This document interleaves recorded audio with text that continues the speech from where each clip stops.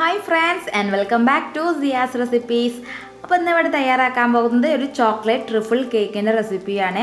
അപ്പോൾ chocolate truffle cake എന്ന് പറഞ്ഞാൽ തന്നെ 3 കളറിലുള്ള ചോക്ലേറ്റ് ഫ്രോസ്റ്റിംഗ് ആണ് ഇതിൽ വരുന്നത്.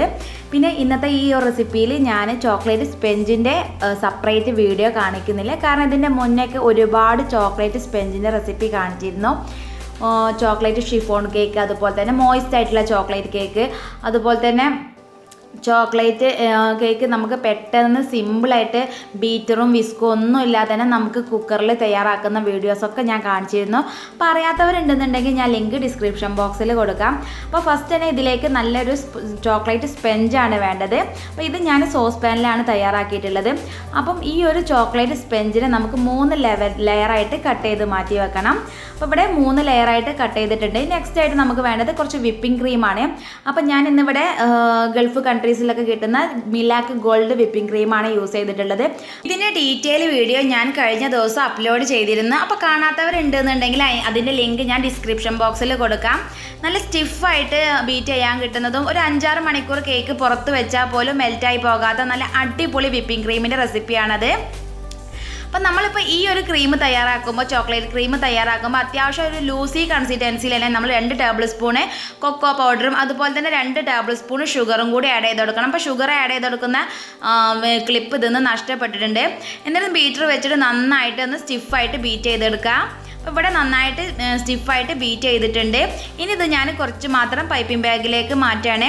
എന്നിട്ട് നമുക്കിപ്പോൾ കേക്ക് ഐസിങ് ചെയ്ത് തുടങ്ങാം. അപ്പോൾ ഒരു ടേൺ ടേബിളിൻ്റെ മുകളിൽ ഒരു ബോർഡ് വെച്ചെടുക്കുക. അതിൻ്റെ നടുഭാഗത്തായിട്ട് കുറച്ച് വിപ്പിംഗ് ക്രീം സ്പ്രെഡ് ചെയ്ത് കൊടുക്കാം. ഇങ്ങനെ ചെയ്യുന്നത് വെച്ചാൽ കേക്ക് നമുക്ക് ബോർഡിൽ നിന്ന് തെന്നി പോകാതാക്കാൻ വേണ്ടിയിട്ടാണ് ചെയ്യുന്നത്. ഇതിപ്പോൾ അത് കേക്കിൻ്റെ ഏറ്റവും താഴത്തെ ലെയറാണ് ഞാനിവിടെ വെച്ചുകൊടുക്കുന്നത്. അപ്പോൾ കേക്ക് ബോർഡിൽ നമ്മൾ കേക്ക് വെച്ചെടുക്കുമ്പോൾ കേക്ക് ബോർഡിൻ്റെ സെൻറ്റർ ഭാഗത്ത് തന്നെ ആക്കി വെച്ചെടുക്കുക. അങ്ങനെ ആകുമ്പോൾ ഐസിങ് ഒക്കെ ചെയ്തെടുക്കുമ്പോൾ നമുക്ക് കൺഫ്യൂഷൻ ഇല്ലാതെ ചെയ്തെടുക്കാൻ പറ്റും. നെക്സ്റ്റ് ഇതിലേക്ക് വേണ്ടത് കുറച്ച് ഷുഗർ സിറപ്പാണ്. അപ്പോൾ ഷുഗർ സിറപ്പ് ഞാനിവിടെ തയ്യാറാക്കിയത് 1/2 കപ്പ് ഷുഗറിലേക്ക് 1/2 കപ്പ് വെള്ളവും അതുപോലെ തന്നെ ഒരു ചെറിയ കറാമ്പട്ടയും ഇട്ടിട്ട് നന്നായിട്ട് തിളപ്പിച്ചെടുത്തതാണ്.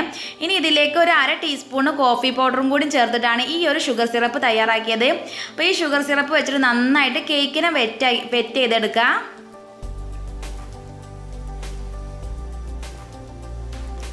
അപ്പോൾ കേക്ക് ഇവിടെ നന്നായിട്ട് വെറ്റായി വന്നിട്ടുണ്ട്. ഇനി നമ്മൾ നേരത്തെ പൈപ്പിംഗ് ബാഗിലാക്കിയിട്ടുള്ള ഈ ചോക്ലേറ്റ് വിപ്പിംഗ് ക്രീം ഇതിൻ്റെ മുകളിലായിട്ട് സ്പ്രെഡ് ചെയ്ത് കൊടുക്കുക. അപ്പോൾ ബിഗിനേഴ്സൊക്കെ ആണെന്നുണ്ടെങ്കിൽ ഇതുപോലെ പൈപ്പിംഗ് ബാഗിൽ വെച്ചിട്ട് സ്പ്രെഡ് ചെയ്യുകയാണെന്നുണ്ടെങ്കിൽ പെട്ടെന്ന് തന്നെ പണി കഴിഞ്ഞ് കിട്ടും. എന്നിട്ടൊരു സ്പാച്ചുല വെച്ചിട്ട് ലെവലാക്കി കൊടുക്കുക. നമ്മൾ ലെവലാക്കി കൊടുക്കുമ്പോൾ ഇതുപോലെ തന്നെ ഓരോ ലെയേഴ്സിൻ്റെയും സൈഡ്സുകളും ഇതുപോലെ ലെവലാക്കി കൊടുക്കുക. എന്നിട്ട് ഇതിൻ്റെ മുകളിലായിട്ട് കുറച്ച് ചോക്കോ ചിപ്സ് ഒന്ന് വിതറി കൊടുക്കുക. അപ്പോൾ ചോക്കോ ചിപ്സ് തന്നെ വേണമെന്നില്ല. ചോക്ലേറ്റ് ഗനാഷ് ഉണ്ടെങ്കിൽ 2-3 ടേബിൾ സ്പൂൺ ചോക്ലേറ്റ് ഗനാഷ് ഒഴിച്ചു കൊടുത്താലും മതി. അല്ലാന്നുണ്ടെങ്കിൽ ചോക്ലേറ്റ് ഗ്രേറ്റ് ചെയ്തിട്ടാലും മതി. ഇനി ഇതിൻ്റെ മുകളിലായിട്ട് 2ാമത്തെ ലെയർ ഒന്ന് വെച്ചുകൊടുക്കാം. ഇങ്ങനെ ഓരോ ലെയർ വെക്കുമ്പോൾ ജസ്റ്റ് കൈ വെച്ച് ഒന്ന് പ്രസ് ചെയ്ത് കൊടുക്കാം. എന്നിട്ട് നമ്മൾ നേരത്തെ ചെയ്തതുപോലെ ഷുഗർ സിറപ്പും ചോക്ലേറ്റ് വിപ്പിംഗ് ക്രീമും വെച്ചിട്ടൊന്ന് കവർ ചെയ്തെടുക്കാം. അങ്ങനെ 3 ലെയേഴ്സും ചെയ്തെടുത്തിട്ട് ജസ്റ്റ് ഒന്ന് ക്രം കോട്ട് ചെയ്തെടുക്കാം. അപ്പോൾ അതാ ഇവിടെ കേക്ക് ഞാൻ നന്നായിട്ട് ക്രം കോട്ട് ചെയ്തെടുത്തിട്ടുണ്ട്. ഇനി ഞാൻ കേക്ക് ഒന്ന് നന്നായിട്ട് തണുത്ത് വരാൻ വേണ്ടിയിട്ട് ഫ്രിഡ്ജിലേക്ക് മാറ്റാണ്. ഈ സമയം കൊണ്ട് നമുക്ക് ബാക്കിയുള്ള വിപ്പിംഗ് ക്രീമിലേക്ക് കുറച്ചും കൂടി ചോക്ലേറ്റ് ഗനാഷ് ഒഴിക്കാം.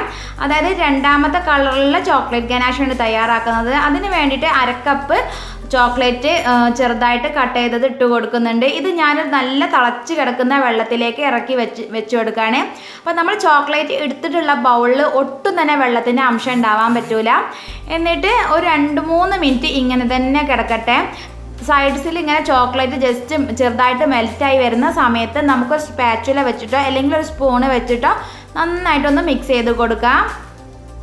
അപ്പോൾ ഇവിടെ സൈഡ്സുകളൊക്കെ ഒന്ന് ലൂസായി വരുന്നുണ്ട്, മെൽറ്റായി വരുന്നുണ്ട്. ഈ സമയത്ത് ഞാൻ സ്പൂൺ വെച്ചിട്ട് നന്നായിട്ട് ഇളക്കി കൊടുക്കുകയാണ്. ഇങ്ങനെ ഇളക്കി കൊടുക്കുമ്പോൾ ഒരു ലൂസി ആയിട്ട് വരണം. അത് കഴിഞ്ഞതിന് ശേഷം നമുക്ക് ഈ ചൂടുവെള്ളത്തിൽ നിന്ന് മാറ്റാം. എന്നിട്ട് ക്രീം ഇപ്പോൾ ഒന്ന് നന്നായിട്ടൊന്ന് തണുത്ത് വരട്ടെ. ക്രീം നന്നായിട്ട് തണുത്തതിന് ശേഷം മാത്രമേ നമ്മൾ വിപ്പിംഗ് ക്രീമിലേക്ക് ആഡ് ചെയ്ത് കൊടുക്കാൻ പറ്റുള്ളൂ. അപ്പോൾ ക്രീം ഇപ്പോൾ ഇവിടെ നന്നായിട്ട് തണുത്ത് വന്നിട്ടുണ്ട്. ഇനി ഞാനിത് വിപ്പിംഗ് ക്രീമിലേക്ക് ചേർത്ത് കൊടുക്കുകയാണ്. അപ്പോൾ ഇങ്ങനെ ചേർത്ത് കൊടുക്കുമ്പോൾ ഒരു അരിപ്പയിലൂടെ അരിച്ചിട്ട് വേണം ചേർത്ത് കൊടുക്കാൻ.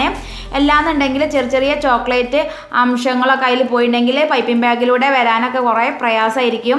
ഇനി ഇതിലേക്ക് ഒരു ടേബിൾ സ്പൂൺ ഷുഗറും കൂടി ചേർത്തിട്ട് ജസ്റ്റ് ഷുഗർ ഒന്ന് ബീറ്റ് ചെയ്യുമ്പോൾ തെറിച്ച് പോകാതെ ഇരിക്കാൻ വേണ്ടിയിട്ട് ഞാനൊന്ന് സ്പാച്ചുല വെച്ചിട്ട് മിക്സ് ചെയ്യുന്നുണ്ട്. എന്നിട്ടൊരു ബീറ്റർ വെച്ചിട്ട് നന്നായിട്ടൊന്ന് ബീറ്റ് ചെയ്തെടുക്കുക. അപ്പോൾ ഈ ഒരു വിപ്പിംഗ് ക്രീമിലേക്ക് ഒട്ടും തന്നെ ഷുഗറിൻ്റെ ആവശ്യമില്ല. പക്ഷേ നമ്മൾ ഇതിലേക്ക് ചോക്ലേറ്റ് ഗനാഷും അതുപോലെ തന്നെ ചോക്ലേറ്റ് കൊക്കോ പൗഡറും ചേർത്തതുകൊണ്ടാണ് ഇതിലേക്ക് ഞാൻ ഷുഗർ ആഡ് ചെയ്ത് കൊടുത്തിട്ടുള്ളത്. ഇതൊരു പൈപ്പിംഗ് ബാഗിലേക്ക് നിറച്ചിട്ട് കേക്കിൻ്റെ മുകൾ ഭാഗത്തും അതുപോലെ തന്നെ സൈഡ്സിലൊക്കെ നന്നായിട്ട് സ്പ്രെഡ് ചെയ്തെടുത്ത് ഒന്നൊരു സ്ക്രീപ്പർ വെച്ചിട്ട് നന്നായിട്ടൊന്ന് ലെവൽ ചെയ്തെടുക്കാം. അപ്പോൾ ഇവിടെ നന്നായിട്ട് ലെവൽ ചെയ്തെടുത്തിട്ടുണ്ട്. ഇനി ഇത് ഞാൻ വീണ്ടും ഫ്രിഡ്ജിൽ വെച്ചിട്ട് നന്നായിട്ട് തണുപ്പിച്ചെടുക്കുകയാണ്. കാരണം ഇതിൻ്റെ മുകളിലായിട്ട് കുറച്ചും കൂടി ചോക്ലേറ്റ് ഗനാഷ് ഒഴിച്ചു കൊടുക്കണം. അങ്ങനെ ചോക്ലേറ്റ് ഗനാഷ് ഒഴിച്ചു കൊടുക്കുമ്പം കേക്ക് പെട്ടെന്ന് വിപ്പിംഗ് ക്രീം മെൽറ്റായി പോകാതാക്കാനാണ് വീണ്ടും തണുപ്പിച്ചെടുക്കുന്നത്. അപ്പോൾ ഈ സമയം കൊണ്ട് ഞാൻ ചോക്ലേറ്റ് ഗനാഷ് ഇവിടെ തയ്യാറാക്കിയിട്ടുണ്ട്. 1:1 റേഷ്യോയിലാണ് ഈ ചോക്ലേറ്റ് ഗനാഷ് തയ്യാറാക്കിയിട്ടുള്ളത്. അരക്കപ്പ് വിപ്പിംഗ് ക്രീമിലേക്ക് അരക്കപ്പ് ചോക്ലേറ്റും അതുപോലെ തന്നെ 1 ടേബിൾ സ്പൂണ് ബട്ടറും കൂടിയും ചേർത്ത് കൊടുത്തിട്ട് ഡബിൾ ബോയിലിംഗ് മെത്തേഡിലാണ് ചെയ്തെടുത്തിട്ടുള്ളത്. ഇത് നന്നായിട്ട് തണുത്ത് വന്നതിന് ശേഷം കേക്കിൻ്റെ മുകളിലായിട്ട് സ്പ്രെഡ് ചെയ്ത് കൊടുക്കാം. കേക്കിൻ്റെ എല്ലാ സൈഡ്സിലും എത്തണം. പിന്നെ ഒഴിച്ച ഭാഗത്ത് തന്നെ ഒഴിച്ച് നിൽക്കരുത്. അങ്ങനെയാണെങ്കിൽ ചെറുതായിട്ട് അടയാളങ്ങളൊക്കെ വരും. അപ്പോൾ ഇത് നന്നായിട്ട് സ്പ്രെഡ് ചെയ്ത് കൊടുത്തിട്ടുണ്ട്. അപ്പോൾ നമ്മുടെ ചോക്ലേറ്റ് ട്രിഫിൾ കേക്ക് ഇവിടെ തയ്യാറായിട്ടുണ്ട്. ഇനി ചെറിയൊരു ഡെക്കറേഷനാണ് ചെയ്ത് കൊടുക്കുന്നത്. അപ്പോൾ ഞാൻ സൈഡ്സിലെ മുകളിലായിട്ട് ചെറിയ ഫ്ലവേഴ്സാണ് വരച്ചു കൊടുക്കുന്നത്. പിന്നെ ഡെക്കറേഷൻസ് എന്ന് പറയുന്നത് തികച്ചും ഓരോരുത്തരുടെ ഐഡിയാസിനനുസരിച്ച് ചെയ്തെടുക്കാം.